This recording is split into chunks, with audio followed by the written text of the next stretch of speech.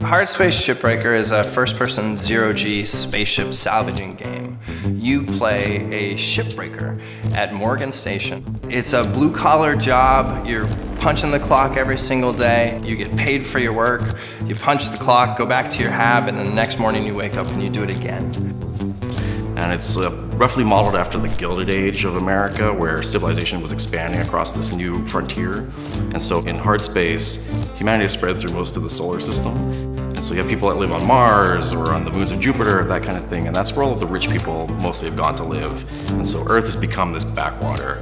And you really want to just escape that squalor. And so you took this job, this extremely hazardous job with the Lynx Corporation, to tear apart these ships.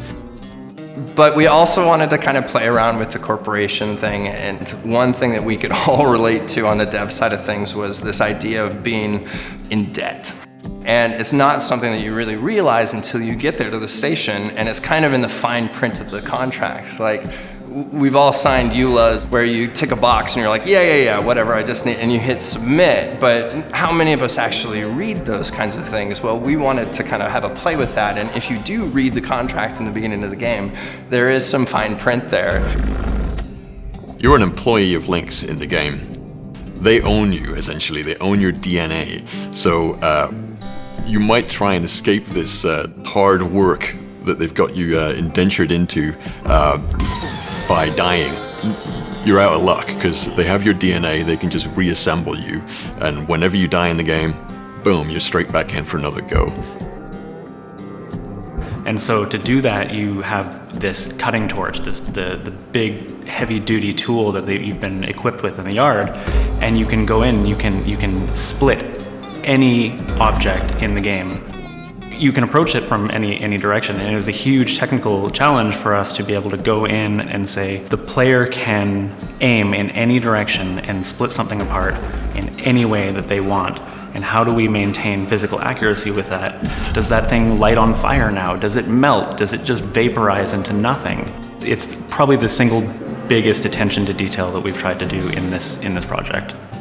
We knew we wanted to tell a bit of a different story, flipping things on their head a bit, where we were looking at what was really cool and exciting about being just a worker in this universe, basically. If you look at people that work on oil rigs, or even going back to the early skyscraper photos of people way up on girders hanging over New York, there was something there that spoke to the team. So what we do is we look at some references for that. Cowboy Bebop was one of them. Was it Black Gold was another one, the documentary about oil rig workers. Yeah, and we started to seed that into the game itself. So we really tried to ground the environment to be this kind of like blue collar setting.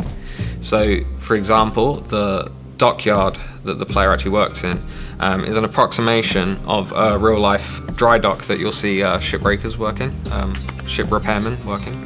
Maybe you're pretty badass because you're not Master Chief, you're not the ultimate badass in this universe. You're someone that maybe no one's looking at, but is actually a total badass and taking these immense risks and being incredibly brave to really just help people and help humanity expand out into the universe. When we were showing it at PAX, we had a guy that came up and he's an actual shipbreaker. He worked for the US Navy out of Alaska, and he was like, I heard about your game and I came to check it out because I actually break ships. And we were all like, what? And then he played the game, and he came afterwards and came up to us and seemed to be having fun, and we were like, yeah, right on. And he came up and then he was like, you know, guys, I gotta say, it's kind of like my day job, you know? Yeah, only it's in space. And we're like, perfect, that's amazing. One of the beautiful things in the narrative kind of devices that we've got in the game is in most games you go out to the world and you experience the story of how the game takes place. Well, in Hardspace Shipbreaker, the story comes to you by way of these ships. And in each one of these ships we have PDAs and we have audio logs that you can kind of discover, and they're almost like messages in a bottle from crew members and from some of the stories of where this ship has been, who made it, what did it do while it was out there. And slowly but surely, the more ships that you break down and these more stories that you collect and that you listen to, you start piecing together all of the puzzle pieces that make up the Hardspace universe. So Blackbird culture has been one of, I like to call it a garage culture. It's very, I mean, we've grown quite a bit in the years that I've been here. Obviously, you have to layer in some corporateness in order to have a studio that runs at this size. But Blackbird has always maintained that kind of gritty, like coming from the garage, incorporating everyone's ideas, collaborative type environment. Well, it's really important to us to get the community involved because we want to make the best game we possibly can.